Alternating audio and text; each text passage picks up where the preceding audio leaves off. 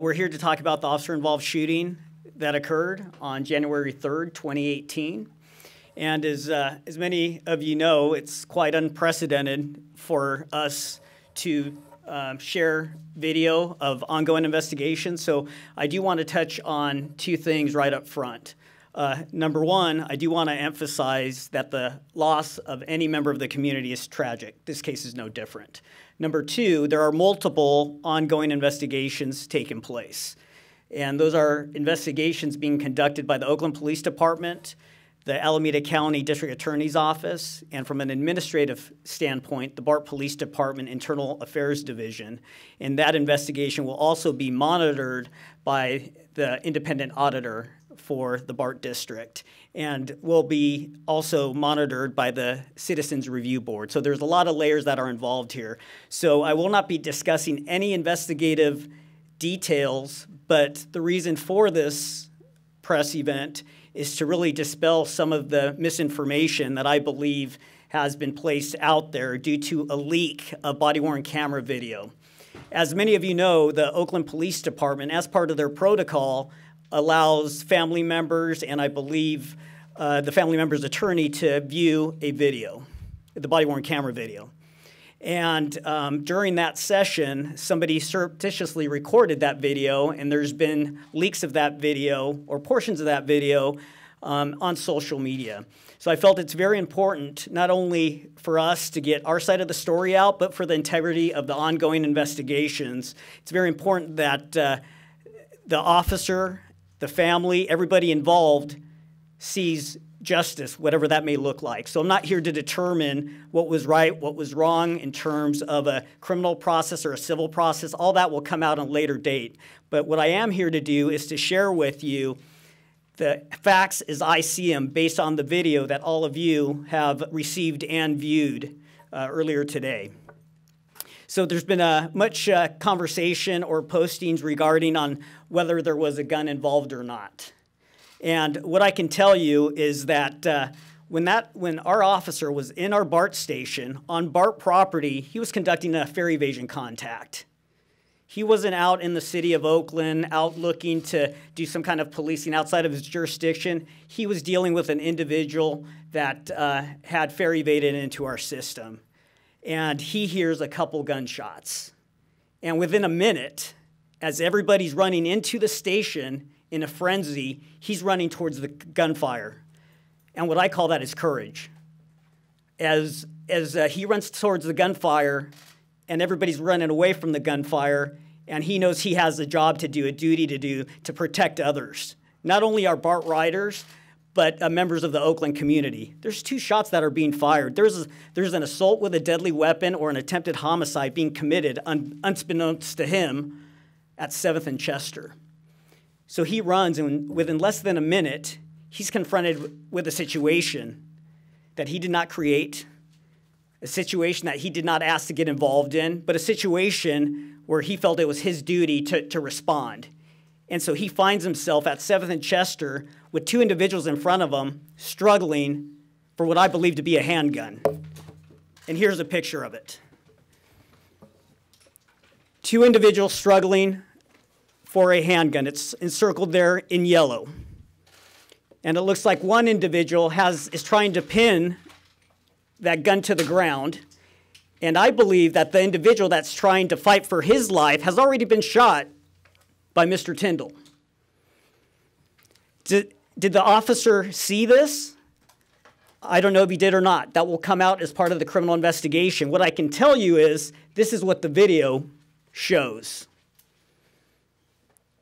And part of the investigation will be interviews with witnesses, interviews with the officers, and consideration of all evidence that's being looked at by the criminal investigators. So I'm just here to tell you that I believe that is a gun that's in that frame. Then I want to show you another still from the video that you viewed. And there you see the slide on the semi-automatic handgun cycling backwards. That means the rounds are being fired by the officer. 3 rounds in rapid succession is what I hear on the video.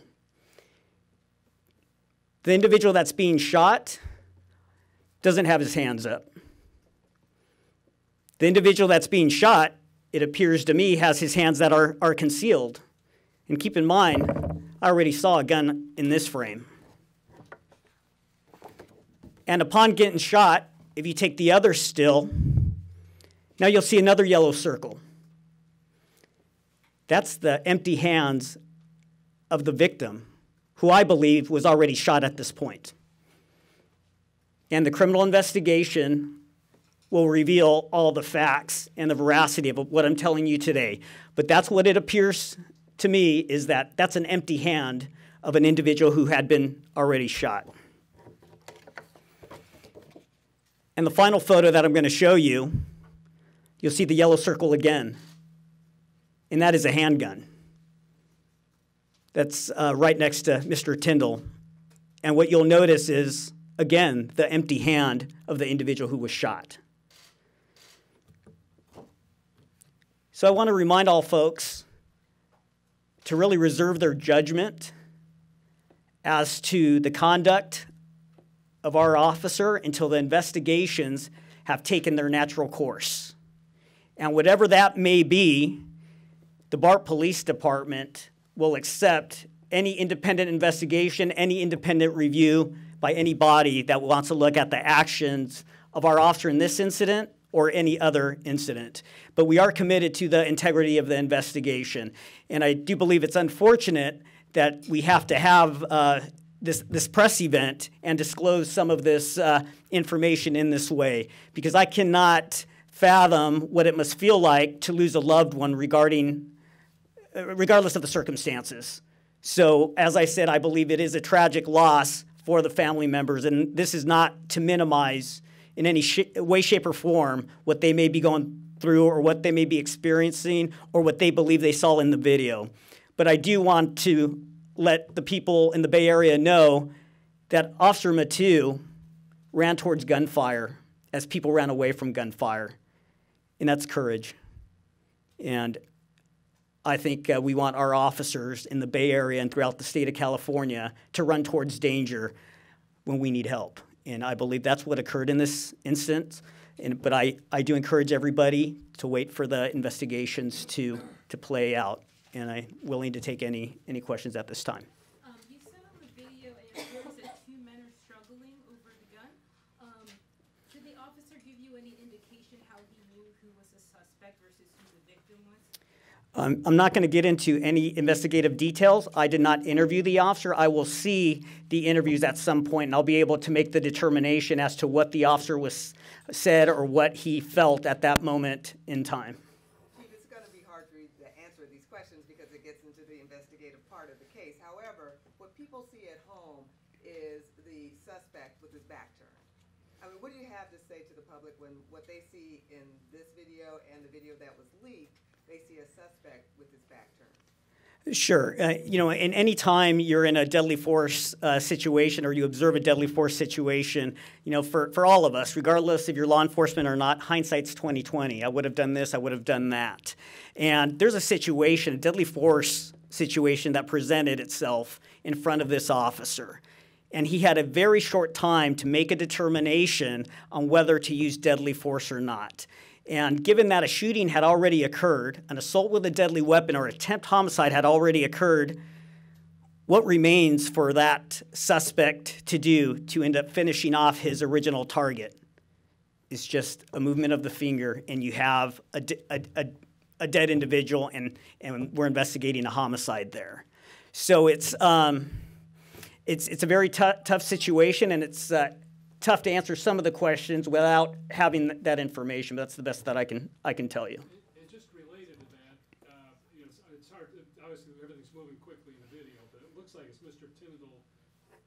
Is he raising his hands after the shots are fired by the officer? Can you tell, or I believe he is, as I view the video. Back to that too, he has his hands up. Absolutely, and if you see it real time, you do have to go back, slow it down frame by frame, and really do an analysis. And that's why it's so important for the criminal investigators to take their time and really analyze the video. And do you know if the officer fired any more shots after those initial three? I don't believe he did. Chief, what's the procedure about gun? Because the officer has his gun drawn before he runs across the street as he's giving commands. What's the procedure with that? So if you're faced with a life-threatening situation, or you believe you're going to walk into a life-threatening situation, I would expect all my BART police officers to be ready to engage and deal with that, with the issue. And, you know, of course, we train with finger off the trigger and some safety methodology, so you have a chance to process what's in front of you, but these incidents do occur very, very quickly. And from the time that he heard the shots and the time he fired his gun is about a minute. It's pretty quick. I spoke with a family member yesterday who said that the officer didn't give him enough time to raise his hands. He yelled for him to get his hands up, and then the shot was immediately fired. Was the gun pointed toward him? Was there something that provoked him to shoot it? Just the appearance of a gun is not enough for him to open fire, is it? Well, it's all based on the facts.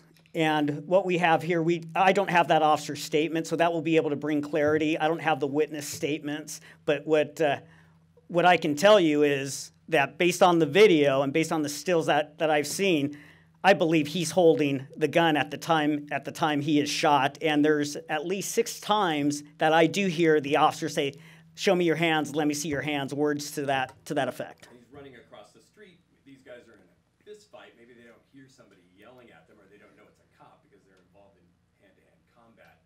By the time he gets right up on them, though, there's not much time between the time he's yelling And it's a very challenging situation. And you know, and like I said, this officer did not create this. He had to deal with whatever was created prior to him arriving. So of course, hindsight's 20/20, but a lot of those details will work themselves out through the analysis of the investigators and the final determination by the DA's office. Chief, can you release the name of the other individual who was arrested in the incident, the other man who was there wrestling? Actually, I don't have the name. Was he indeed shot by Mr. Tyndall? And was that Mr. Tyndall's gun?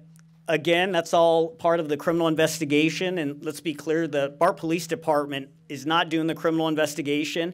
We will be doing an administrative investigation that will focus on training or any policy violations. The Oakland Police Department is the lead agency, and they're investigating this from criminal culpability standpoint to see if the officer did commit any crimes in the discharge of his firearm while on duty. But you're saying that who you're referring to as a victim was shot once before your officer arrived on scene, and that Mr. Tyndall was shot 3 times, and there are 3 shots fired from your officer, correct? There were 3 shots fired by our officer. I can't tell you what the placement was. I don't have the coroner's report. I don't have any of that factual information, but I can tell from the video that our officer did discharge his firearm 3 times. And I do believe that the other individual had been shot prior to the officer responding. Along the lines of some of the other questions, the officer's running really quickly. It's very hard in the video to tell what that black object is on the ground. Did your officer say that he knew it was a gun? Did he see that it was a gun? Because it's hard to see exactly what it is in the video. Again, we have to remember this is looked at through the lens of a camera. The camera is placed on the upper torso of the officer. The hands are up. What we're seeing on the camera, while we would like to think that that's what the officer saw, the officer's eyes are up here, the camera's down here. We're seeing 2 different things. So that's why the investigation is so important and why the body-worn cameras are just another tool in which to determine the facts from assumptions or assertions. Chief, can you tell exactly when, because I hear Mr. Tyndall when he says, "Put your hands up," after the 3rd shot, he falls back with his hands up and there's no gun in his hand at that time. When do you believe that there was when does it appear that the gun was there? Because the first thing we hear him say, "Get your hands up," shot 3 times. He falls back with his hands up, and there's something black by his foot, but that wasn't the gun at the time. The first time that, to me, it appears that the gun appears is when we see the other individual trying to either take the gun away from Mr. Tyndall or pin it down towards the ground. That's the first time that the camera view shows that it's a handgun. Chief, you're here because the Oakland Police Department showed the video, the family members and the attorney that they have representing them. And so you all had to release a more complete version of the video. Are you frustrated with the different kinds of body camera, data privacy policies that other departments have? Do you think there needs to be some better way of showing this kind of evidence during an ongoing investigation? I mean, obviously what OPD did is kind of unique. Not a lot of other police departments do that.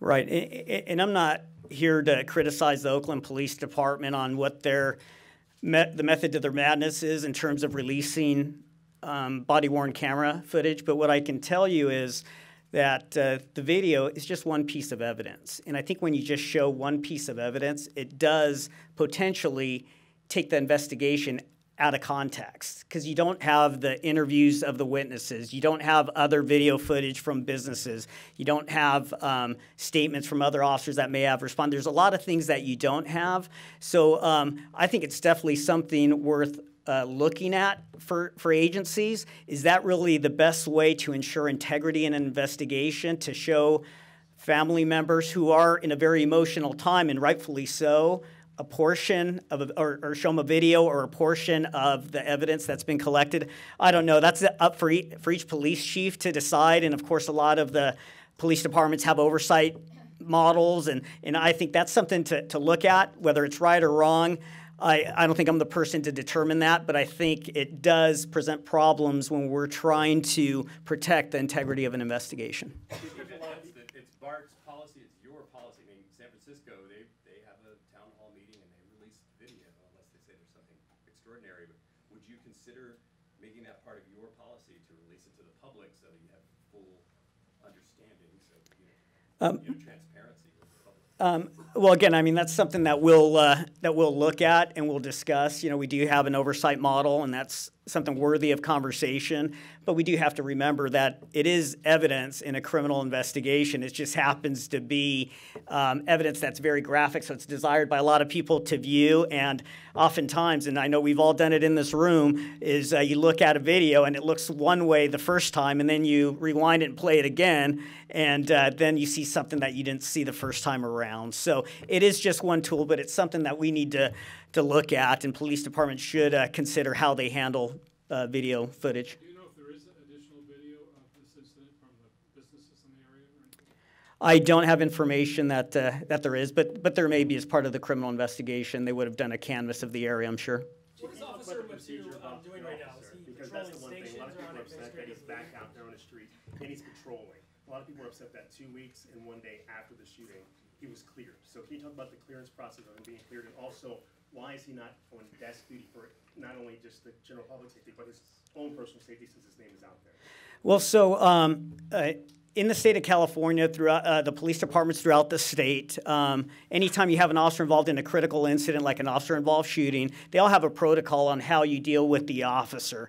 Of course, the concern is making sure that the officer's fit for duty, making sure that the officer is able to go back and do the job that they have sworn and taken an oath to do. So we have a process in place which is actually more stringent than what you see in most police departments. Oftentimes, police departments will place somebody on administrative leave for 3 days. They'll go to a psychological assessment, and then they'll return to duty, and they return back to the assignment that they were in when the incident occurred. So in our case, like I said, it is more stringent. He was out, I believe, 2 weeks, or at least 2 weeks, and that included not only the psychological assessment, but also training and making sure that he was okay and re-engaging, and then also drug testing that we do here at the BART Police Department, which is unique, not unheard of at police departments, but is somewhat unique. So all these things have to take place to really assure us that there isn't anything that would place the officer at risk or members of the community at risk by the officer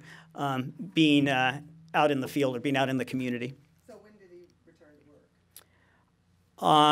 I'm not sure the exact date, but it was like 2 weeks after the January 3rd incident. Is it known where the victim was shot and what the extent of his injuries were? That would all be part of the criminal investigation. So there was, in fact, a crime being committed by the discharge of the firearm by Mr. Tyndall. Anytime you discharge a firearm in any community or shoot somebody, that's considered an assault with a deadly weapon or possibly attempted homicide. But that's not under the purview of the BART Police Department, since we're just looking at the administrative side, but the Oakland Police Department might be able to give you more information on that. So hindsight's 2020. Do you think that maybe next time you might release this video earlier? Why didn't you release this video earlier? It seems like you were forced to do so. Well, I don't know that I want to say we were forced to do it, but this is really about the integrity. What I have is a piece of evidence, and what was released was not released by the Oakland Police Department. It was leaked by somebody that viewed that video in that room, and I'm sure assured those officials in that room that they weren't recording the information or recording the video, but somebody did, and they posted it on Facebook. And I know that's the society we live in today, and so I felt it was important to at least provide you and provide members of the community just with some factual information without casting judgment on either end, what I see on this video. And once we're able to review the criminal investigation and the interview of witnesses and officers, of course, I'll have more information at that time. Was that Mr. Tyndall's gun? I don't have that information.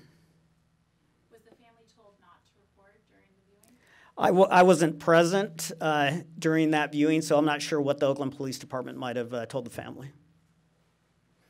So to clarify, it was the Oakland Police Department that arranged the video showing for the family? That's correct, and it's my understanding that's part of their protocol or their process. So where do we go from here? Is the ongoing investigation is continuing? Absolutely. It's an ongoing investigation, and like I said, just to recap the investigations that are being conducted, there's an investigation on criminal culpability on part of the officer, and that's being handled by the Oakland Police Department and the District Attorney's Office, and then the BART Police Department will handle the administrative investigation through our Internal Affairs section. And I'd like to thank you all very much for coming, and please take a close look at that video and decide what you see in that video. Thank you.